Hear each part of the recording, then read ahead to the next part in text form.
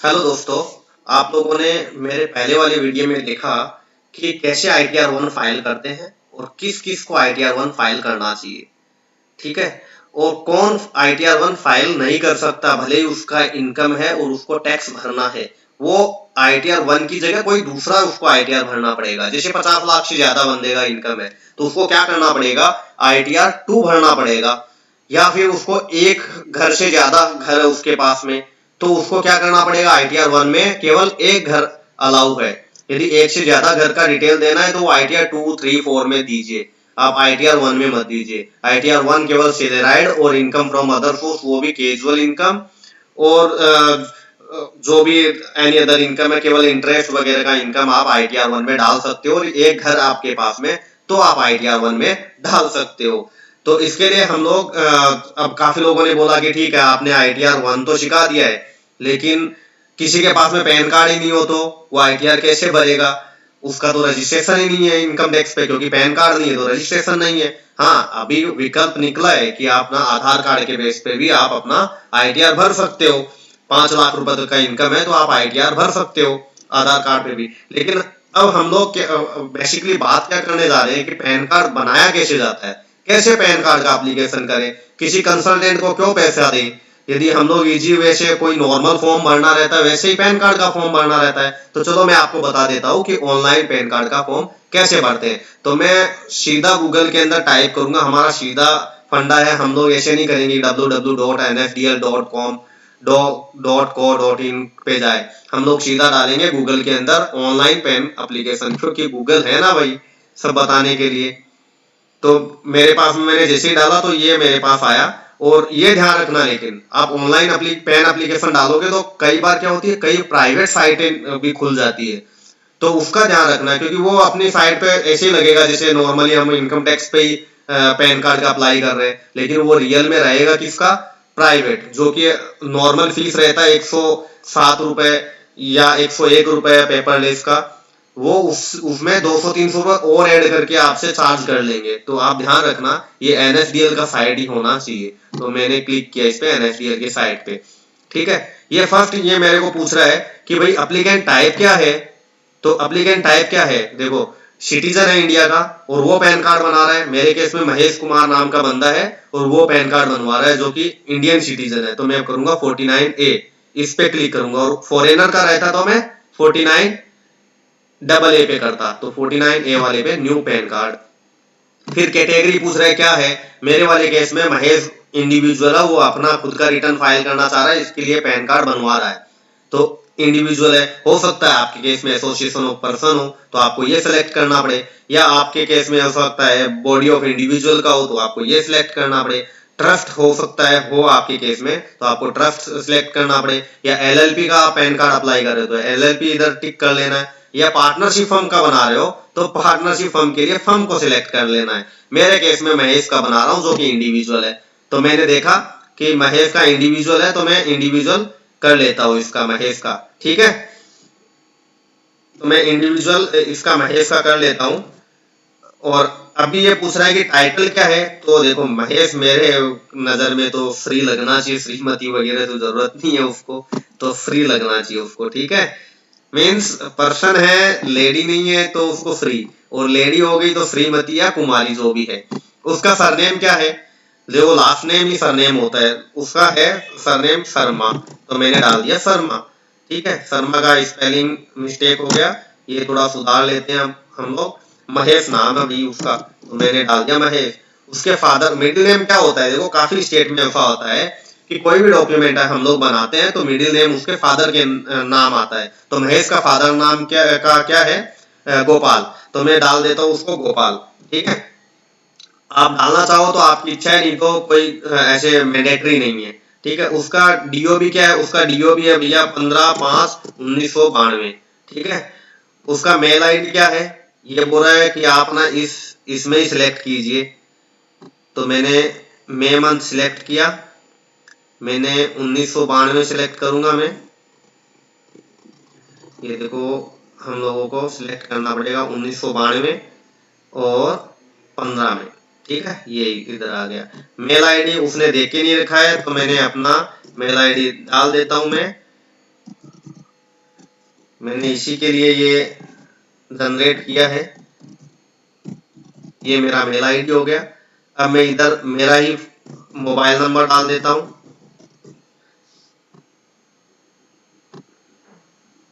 उसको बेचारे को पहन बनाना है, उसको मेल आईडी वगैरह किसी का भी डाले तो चाहिए, तो जिसका बना रहे हैं उसका ही डालना चाहिए, लेकिन मेरे केस में उसके पास में मेल आईडी और मोबाइल नंबर नहीं है, तो मैंने ये डाल दिया। अभी ये कैप्चर का अपने को देखना है, RBGWX मैंने डाल दिया, तो ये मैंने कर दिया सबमिट।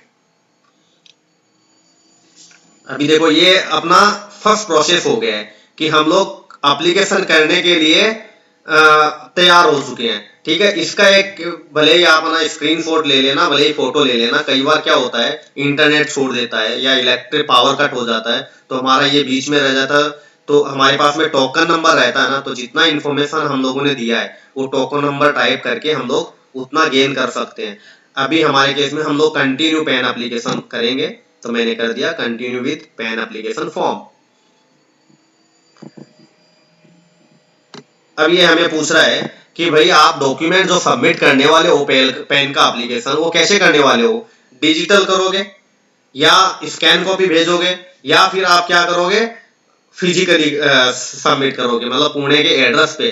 तो अभी देखो डिजिटल का जमाना है, तो मैंने कर दिया डिजिटल। ये ऑटोमेटिक होके आता है।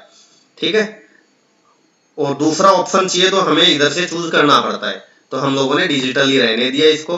अब ये बोल रहा है आपको पैन कार्ड भाई फिजिकली चाहिए, मतलब हार्ड कॉपी में चाहिए, या फिर आपको पीडीएफ वगैरह में चलेगा? तो मैंने बोला हार्ड कॉपी चाहिए। तो इसने बोला हार्ड कॉपी लोगे तो फीस लगेगा, और आपको हार्ड कॉपी नहीं चाहिए, मतलब प्रिंट आउट हुआ आपके पास में जो हार्ड कॉपी आता है ना, कई बार देखा होगा आपने, वो लेना है आपको, तो उस फीस की जरूरत नहीं है आपको। ठीक है, तो मैंने बोला फीस लगेगा, चलेगा, आप मेरे को हार्ड कॉपी देखो कितना लगता है। फिजिकली मोड पे 107 रुपए, ई-केवाईसी और स्कैन कॉपी भेजते हो तो आपको 101 रुपए, फॉरेनर एड्रेस पे भेजते हो तो 1011, और फिजिकली मोड पे फॉरेनर एड्रेस पे भेजते हो तो 1017, ऐसे करके फीस है इसका।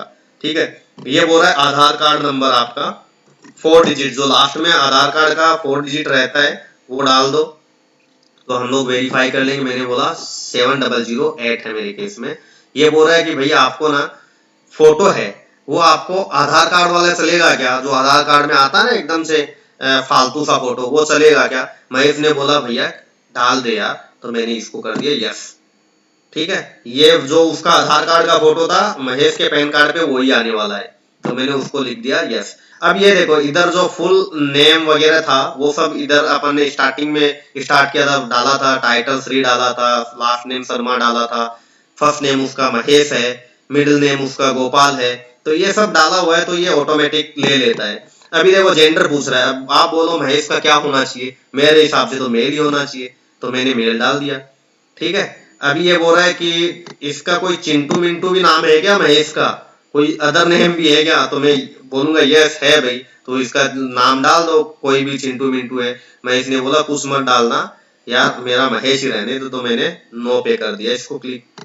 ठीक है, तो मैंने इसको नो पे कर दिया। अभी आगे का इंफॉर्मेशन देखो, ये बोल रहा है कि आपका ना क्या होता है कई बार कि फादर नेम आपको चाहिए इसके अंदर। ये बोल रहा है कि मदर नेम सिंगल पेरेंट है तो आप मदर नेम ले सकते हो, या फिर आपको फादर नेम चाहिए। तो मैंने बोला नहीं भाई, इसके तो पापा के पास रहता है और मम्मी पापा साथ में रहते हो, इसको पापा का ही नाम डालवाना है। तो उसने बोला कि भाई मेरा नाम क्या है, तो पापा का नाम ही डालना। तो इधर हम लोग क्या करेंगे, इसके फादर का डिटेल डाल देंगे। इसके फादर का लास्ट नेम था इसका शर्मा, फर्स्ट नेम उसका गोपाल, और मिडिल नेम उसका सुरेश, मतलब महेश के दादा का नाम क्या है, सुरेश।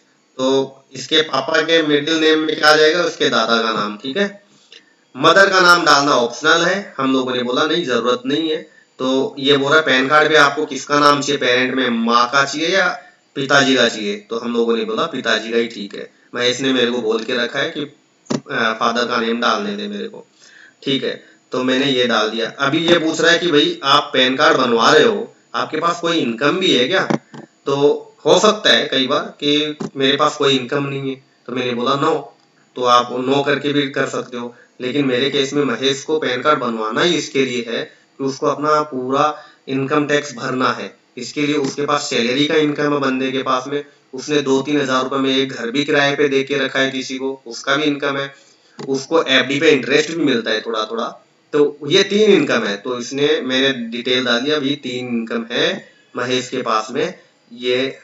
ठीक है, ये अब सब रेसिडेंशियल एड्रेस वगैरह अपना आ जाएगा ऑटोमेटिकली। हमें केवल ऑफिस का कोई एड्रेस है, क्योंकि रेसिडेंशियल अपना आधार कार्ड से आ जाएगा। रेसिडेंट ऑफिस एड्रेस है अपने पास में। तो इसने बोला हाँ भाई एक काम कर, मैं जिधर काम करता हूँ उसका नाम डाल दे। तो मैं पूरा डिस्क्लोज नहीं करता हूँ क्योंकि वो उसके एम्प्लॉयर का डिटेल है, तो मैं केवल ऐसे ही है ना कुछ भी डाल देता हूँ। अदर्स आप अपने केस में रियल नेम ही डाल देना। ठीक है, मैंने डाल दिया 48। उसका प्रीमाइसेस का नाम है मनन। ठीक है, रोड का नाम है श्याम मंदिर, एरिया का नाम है रघुनाथपुरा। ठीक है, डिस्ट्रिक्ट उसका टाउन वगैरह है, तो मैं टाउन के साथ में नाम डाल देता हूँ रामगढ़, शेखावाटी और सीकर डिस्ट्रिक्ट है उसका। कंट्री कौन सा उसका, इंडिया, तो मैंने डाल दिया इंडिया। फिर बोला स्टेट कौन सा है, तो मैंने बोला राजस्थान। भाई राजस्थान का बंदा है तो राजस्थान ही होएगा ना उसका।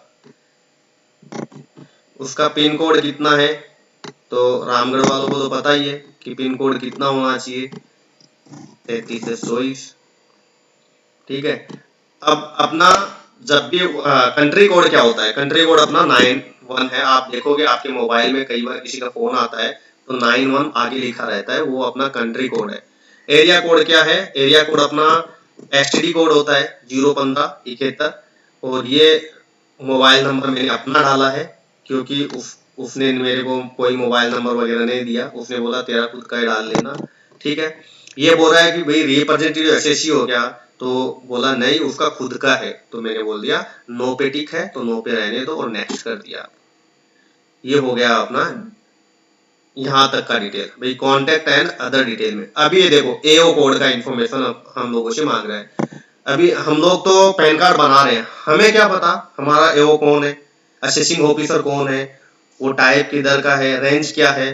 तो हमने बोला हमें पता नहीं है, तो इसने बोला आप ना इसकी मदद से देख सकते हो आपका एओ का कोड वगैरह क्या है। तो इसमें हमने देखना है कि हमारा ऊपर जो भी हमें भरना है एरिया कोड, एओ टाइप, ये सब हमें इधर से मिलेगा। महेश कौन है, इंडियन सिटीजन। ठीक है, महेश का स्टेट कौन सा है, राजस्थान। महेश का सिटी कौन सा है, तो मैंने बोला सीकर डिस्ट्रिक्ट का है, सीकर डिस्ट्रिक्ट डाल दिया मैंने। तो ये देखो इसका आ गया कोड।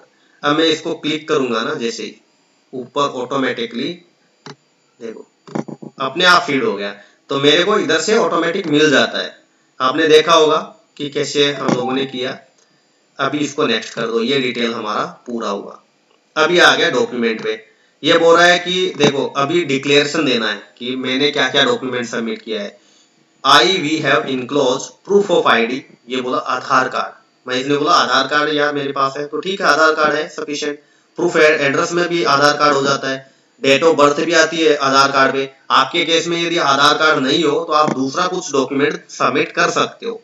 ये आधार कार्ड के बेस पे हम लोग बना रहे हैं, तो इसमें तीनों में हम लोगों ने आधार कार्ड का ही रेफरेंस दिया है। ठीक है, अब आगे बोल रहा है कि डिक्लेरेशन। अब महेश डिक्लेयर कर रहा है कि आई या we Mahesh Gopal Sharma the applicant in the capacity of, बोल रिप्रेजेंटेटिव कैपेसिटी या हिमसेल्फ, मतलब खुद का बना रहा है या किसी और के लिए, मतलब किसी और एसएससी के बेस पे। तो इसने बोला खुद के लिए, तो हिमसेल्फ करना पड़ेगा। प्लेस क्या आ जाएगा, रामगढ़, शेखावाटी। ठीक है, अब मैं कर दूंगा इसको सबमिट। ये देखो इधर आ गया your application is submitted please confirm detail. अभी ये बोल रहा है एप्लीकेशन आपका सबमिट है, केवल आपको वेरीफाई करना है। वेरीफाई करने के लिए हमें आधार कार्ड का हम लोगों ने 4 डिजिट डाला था देखो स्टार्टिंग में। अभी ये 8 डिजिट पूछ रहा है कि आप ना इसका स्टार्टिंग का 8 डिजिट बता दो।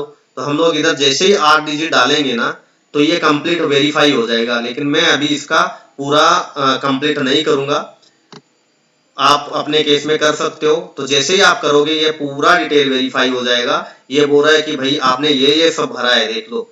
तो आपको कुछ इसमें एडिट करना हो तो नीचे ऑप्शन दिया रहता है इसमें एडिट का, इसमें पूरा नीचे ऑप्शन रहता है, देखो इधर आके ऑप्शन रहता है एडिट करने का, या फिर आप जैसे ही ऊपर 8 डिजिट डालोगे आधार कार्ड का वो पूरा वेरीफाई हो जाएगा, इधर प्रोसीड करना रहेगा। तो ये प्रोसीड करने के बाद वो पेमेंट का प्रोसेस पूछेगा।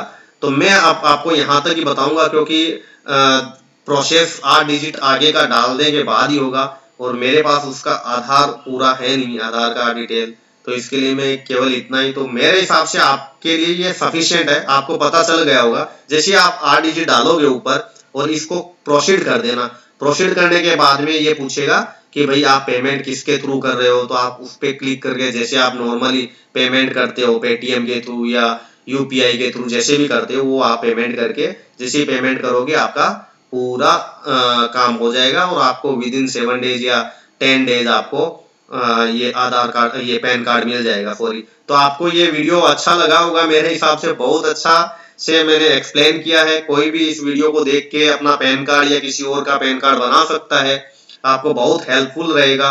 और आपको ये अच्छा लगे तो प्लीज इसको मेरे चैनल को सब्सक्राइब कीजिए, लाइक कीजिए, और किसी के काम आने लायक हो आपको लगे तो उसको शेयर भी कीजिए प्लीज। Thank you.